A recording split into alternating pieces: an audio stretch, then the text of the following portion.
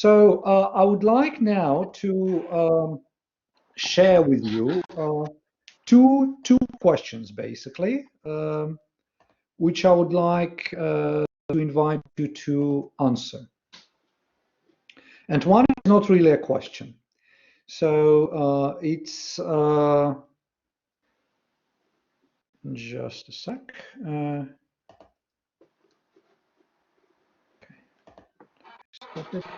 It's more about your impression and your think regarding this conference, or how you feel, what you think, what your response is. So, and we'll do it via the service which we've used already a few times here during the conference, and I will invite you to use it once again. That's menti.com. So, if you could now write on your phone or in another tab in the browser, open menti.com, write the code which you see on the screen, and try to describe your impression from this conference in one word. And that just for us to see a kind of collective picture so far and how we feel at this moment of time. So Renata now is copying the code to the chat. So thank you, Renata. So you can just copy paste the code after you've opened the site. So thank you. The answers are coming. So I do invite all of you, please, to say what you think, so that we can have a collective picture.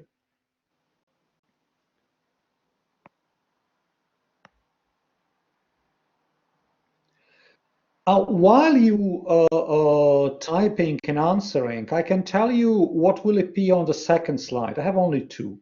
So the first is more about our emotional response and how we feel and what we think at this particular moment.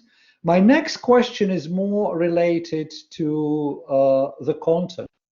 And I would like to invite you to share questions you have, maybe questions which you would like to be discussed now, when we still have at least some of the speakers who've presented.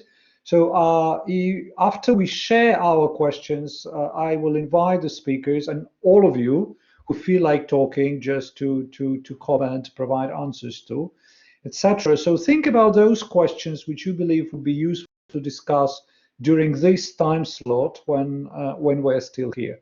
And maybe also some of the questions which you would like the colleagues to reflect upon after the conference.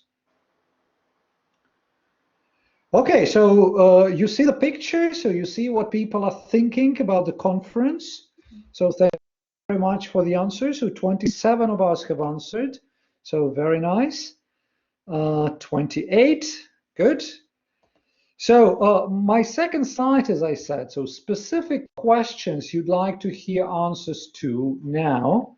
So if you could share also questions, and we'll start the discussion.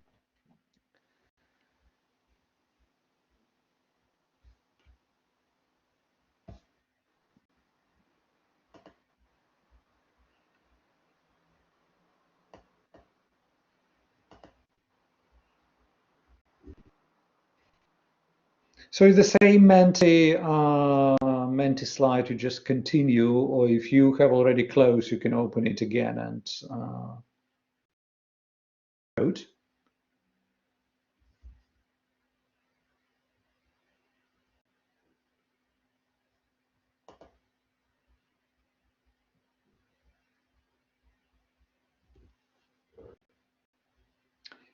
So no questions coming yet. So hopefully people are just working. Okay, so the first one, very well, very well.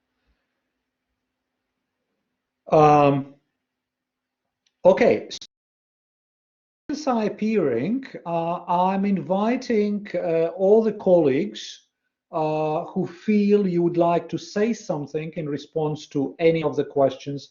Please turn your cameras on, turn your mics on, and let's have a discussion. Actually, I really think it's useful now to, if we can, to turn our cameras on and to turn our mics on and try to talk about these things. So there are some specific questions which I will start answering about recordings and about the videos. So as we wrote to all of you, I think, so all the recordings will be available. So they will be published on the conference website in that restricted section, which you can access only after you've registered and you log into the website. So most of you who have already registered, so you should be able, when you log into the website and go to the conference page, you should be able to see the pages which show you the links to sessions. So this is, if you can see those, it means you'll be able to see the recordings. If you can't see those, that probably means you either haven't registered on the website yet, or you're coming to the website without logging in. So check that you've done both. If it's still a problem, write to the conference address and we'll solve it. But please keep in mind that we'll be publishing recordings next week. They're not available yet. Yes, there are specific questions. There is a question to Edgar, so maybe Edgar could respond.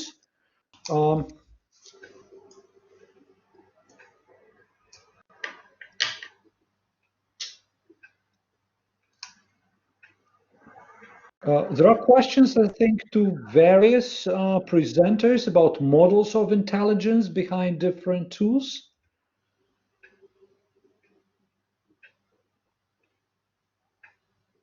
A good question, I think, for reflection, if it's possible to agree on a common cross-cultural way to assess progression in student thinking.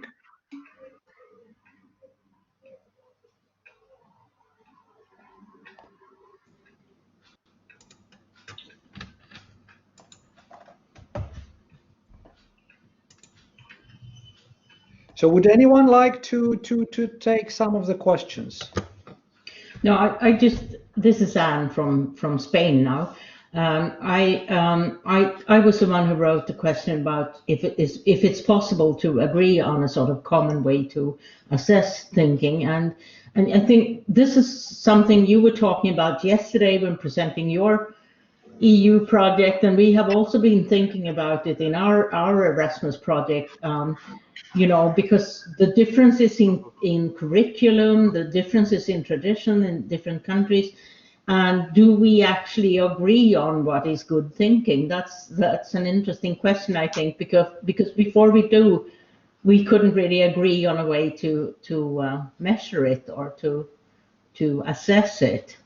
So that was behind my question. Is it possible? Do we have a common base for it, or is it difficult? I really, you were talking something about your project where you included Finland, Latvia, and sorry, lost it. Finland, Latvia, and what else? What more? UK. Yes, thank you. Yes, of course. And so, and that you actually choose different ways, and I can see the problem because, you know, I think that's all these cross-country work that we do. We have this problem with cultures and with different definitions. So what are your thoughts on that from the other project? Well, yeah, I'll share mine. I'm inviting actually colleagues to share theirs. I tried to say a few words about it in my presentation about the development of the thinking approach. I actually think that we're moving towards more and more different understandings of what is good thinking and what we could mean under teaching thinking. And I don't think that it is realistic cross-culturally to agree on a common approach, what we mean by good thinking.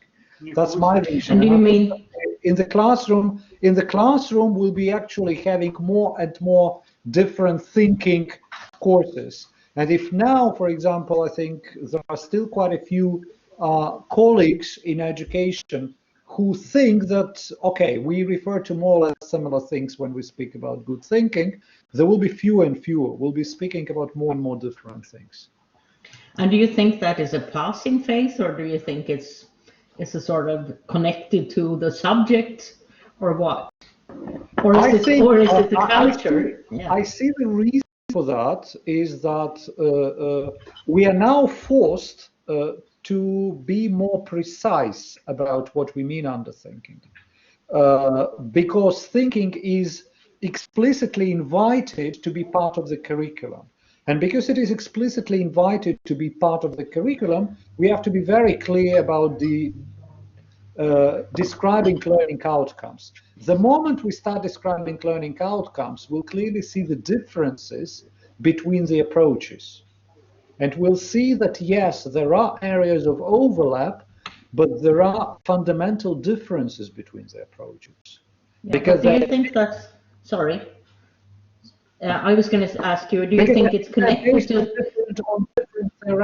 on different theoretical background. Right, that's what I was going to ask. It's connected to the question about what models of intelligence is behind, right? Right, yeah. Yes, anyone else who feeling like making a comment on any of the questions? Yes, please, if I may. So, the question is sure, always... Yeah, of course, yes. Thank you.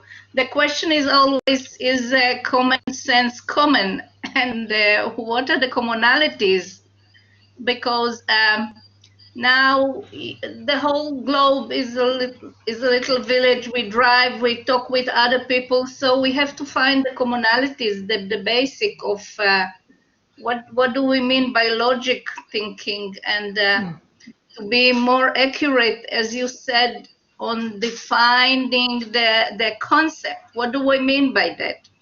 And for me, working with the theory of constraint and using some tools, we say that, for instance, we are using a flowchart for conflict resolution, and it's the same concept all over the win-win evaluation of a good solution. Is it a win-win? So maybe we can find really unify the difference between us. So what is the basic that we say, if we have this, like the bread, not the butter, but just the bread of the thinking, what should be the basic? Yeah. And I think it can be cross-cultured, because I'm working in Israel and over the world with different societies, the Arabic, the religious, and basically is how we perceive reality, what are the conclusions, how we come.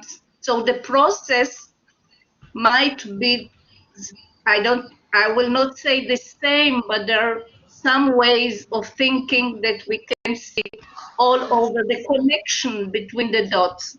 So it starts with collecting. What data do we collect? What matters to us? How do we connect?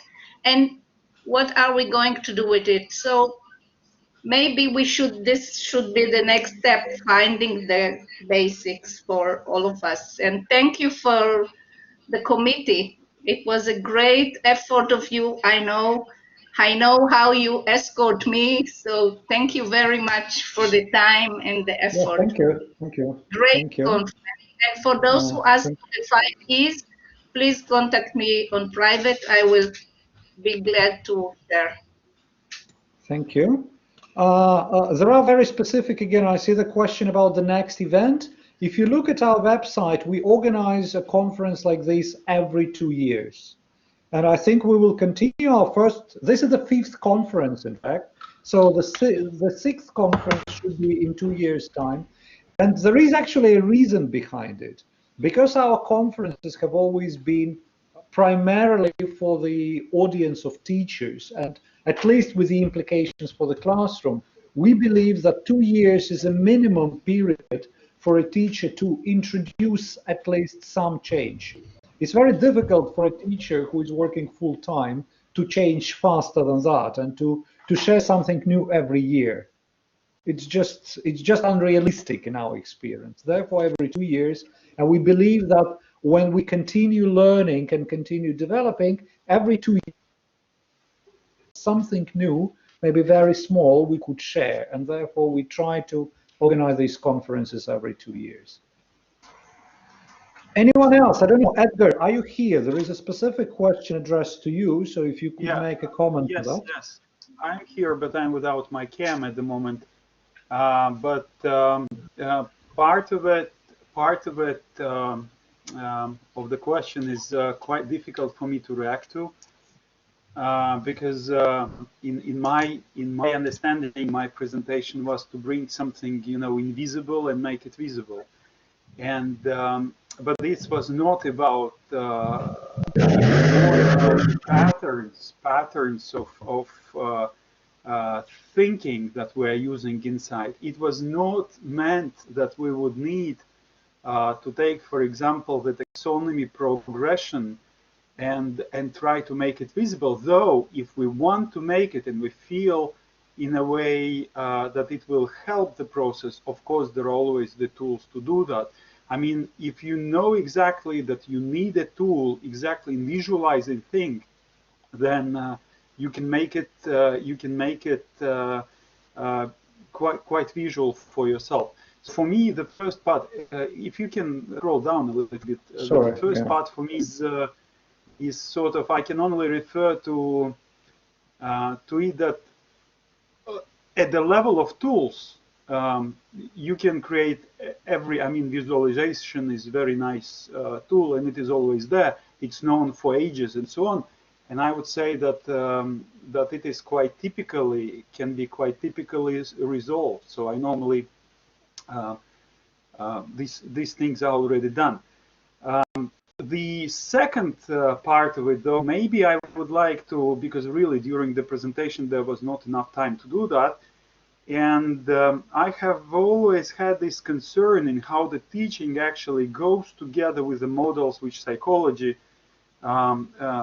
suggests. And one of the law which we have, and this is what I stick myself to, is that you should understand how much stress and effort from student can we actually ask, because in psychology there is an empirical law which says that once you increase the difficulty of materials for about 10%, the resource expense doubles. So which means that very often teachers are running for making more and more difficult. We need more content. Now we'll introduce some lifelong strategies. First of all, you have to understand, is the time right for any strategy? Maybe the university will make it better. It's all about systemic thinking. Your student has come to you at a certain time, and if you start with this aim planning at the age of 10, well, go to the this age psychology and study. Are they able to actually? Is your, if we use Vygotsky's terms, the zone of proximal development, is it not too far in your understanding when you deal with real students? Because that might be a bit too far for them. So this was, as you are saying, what is my suggestion of measuring? When we say that TL unit, effort and time, and those functional steps that are there, it at least gives you some sort of possibility to put it in numbers. You say, okay, this is like in numerator, this is what I want to reach. What goes in the numerator? It is the time, these are the functional steps, and so on. At least it gives you some sort of, it's not, it allows you to understand how much of an effort you can ask from your student for reaching a certain aim, because sometimes maybe the technologies which you have planned to use may be over the limit, and the time is, and the effort and the brain capacity as it is.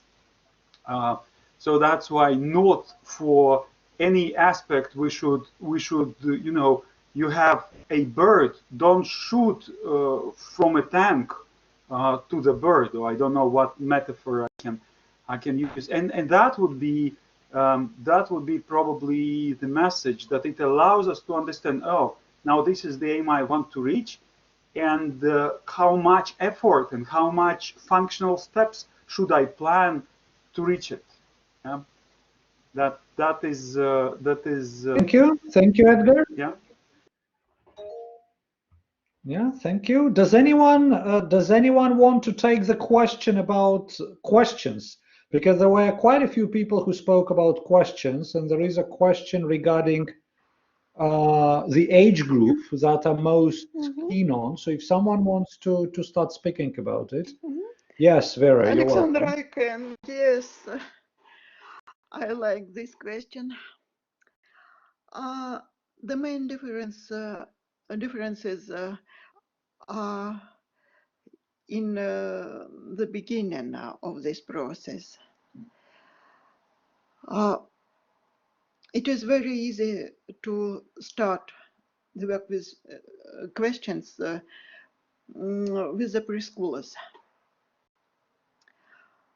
But it seems to me that any group of students can be keen on working with questions. Maybe not so fast at the very start. Last year we worked with the students of Silva University, and they liked the work with questions very much.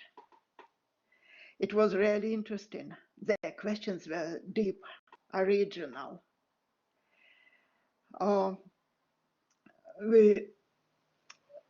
We also like to work with them. That's all.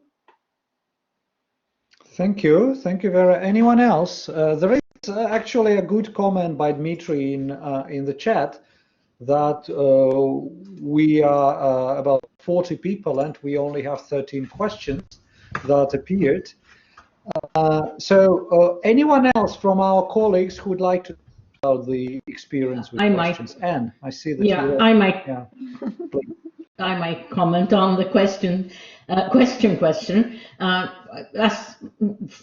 After working with Socratic seminars, where posing questions to other participants is a very important part of communicating, I'd say that it's not actually a question of what age group, rather how much experience. So this is something you have to learn to do, because in our culture most often it's considered a bit rude to grab the floor and pose someone else a question. It makes you sort of more important than other people, like the teacher do.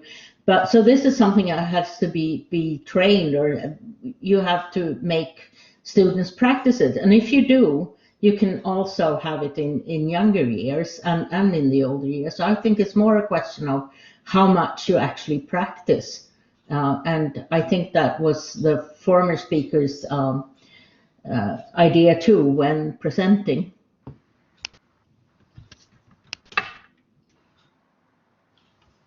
Right. That's it. Yeah, thank you very much. I think there is actually an interesting aspect, although partially meant as a joke, but there is also, I think, an important aspect in the chat that we are interested not only in questions as such, but in those questions that actually help us achieve what we would like to achieve. So, and therefore, I think that in addition to the aspects of learners being keen on working with questions, I think what we want to achieve as educators, that they're keen on coming up with powerful questions. So those questions that can help them move forward towards reaching those objectives they're working upon. And yes, anyone else who would like to take the floor and say a few things? I would like yes, to. Can I, Alexander? Please. Oh, okay. Yeah, I think I was a bit too late for the Menti.com with my question, so it was not included. So that's why I took the video. Now my question is here for the next meeting. What the desired balance is actually from the committee of workshops in which you tell about your work, as the majority of the workshops or lectures have done, and showing what you do. You see, doing an exercise with the public, even online. I think that is possible.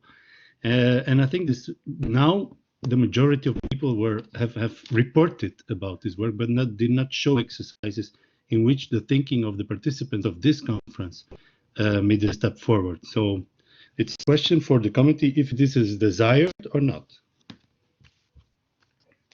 Yes, definitely. And moreover, I think that we've actually tried to do it, maybe not as successfully as we would like to. During the previous conference, I think we had a few workshops where the participants were specifically treated as a group of learners, and the idea was exactly to see how different approaches work. Yeah, that's very much one of the things we would like to do.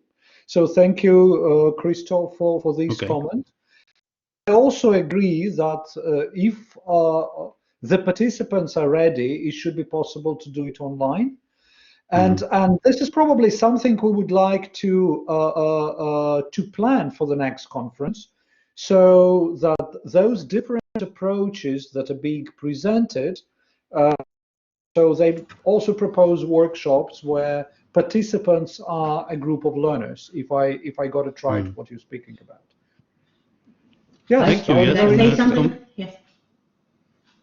I was just going to say that this is one of the things that we had in our presentation. We thought that I would talk about theory and then the teachers would do more workshopping, but the inexperience of doing this online, I think, it's the first tryout that they had. I was participating in your part, Christoph, in the morning, and that was much more interactive, and you had built in it, and I suppose you've been practicing, or rather, I know you have been practicing because I've seen it on the internet. But so I think maybe if we are to continue with this format, online format, maybe one should try to find some sort of guidelines of how you do that with someone skilled like you, Christoph, for instance. How do you get interactive, and how do you do a workshop that makes people being interactive? We've actually, that could be an interesting thing to investigate when we go to recordings, because we had several people who tried to organize practical work during this conference, during the workshop, and that's also a comment Edgar makes in the chat, that people try to do it, and when we go and look at the recordings, we can decide which of the formats we feel were more successful. Yes, that's a good idea, I think, because I think if you're not that experienced, it's horrifying even to make the presentation online in a different language and to an audience that you don't really see, and all that is terrifying. So you also have to cope with the interactivity that becomes too much if you don't get any help. So I thought that's a very good idea, I think. To make more experience. May I ask one more question to most of you present here? For many of you, you've been to several conferences, and this is the first time we've had an online conference. What is your feeling about the format when we continue? Should it be a mixed? Should it be, or offline if it's possible to have it offline? Should we to online? So what are your feelings at this particular moment? Well, can I answer? I can say, sorry. Please go do so. Go, Christoph. Yeah. Well, I definitely prefer offline. I think a lot of students do as well.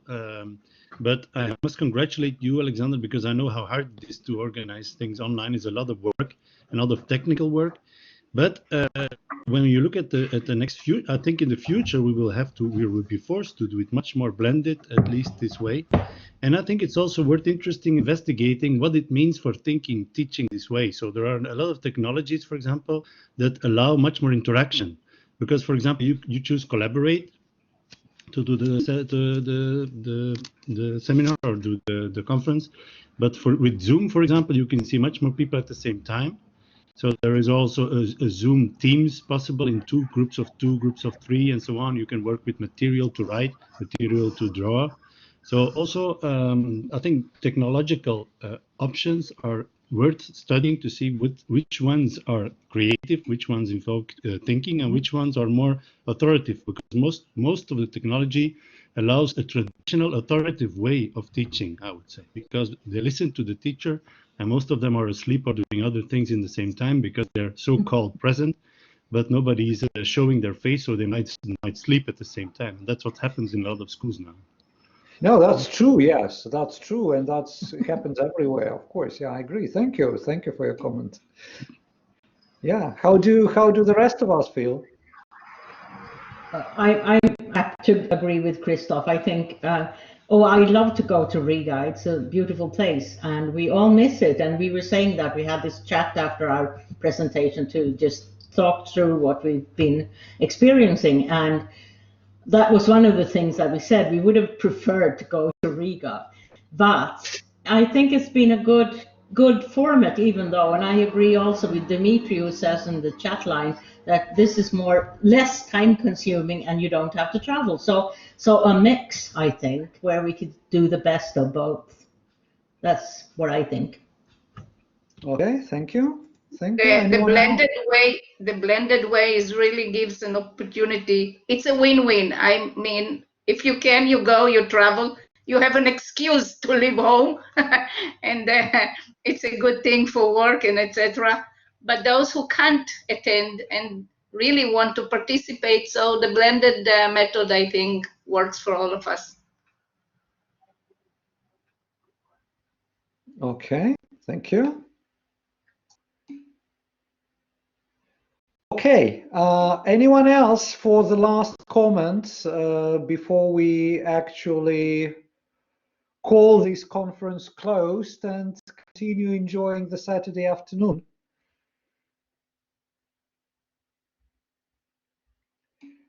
Okay, if not, let me thank you all once again. It's been a pleasure, and it's been a lot of learning because it's been the first online conference we've organized. So now we have a lot to reflect on, and I think we've had quite a few interesting things during the conference, and many of them I couldn't participate in real time, and will have to go back to the recordings, as I guess most of us will. So we are going to send to all of you a feedback form, and this is really important for us to know what you think and how you feel. So please try to find some time to fill it in. Not necessarily today. Have some rest. So reflect on things, but you will be receiving the form, and we hope to hear from you. So thank you very much once again. Enjoy the rest day and the rest of the week, and hope to see you again during various events. Thank you.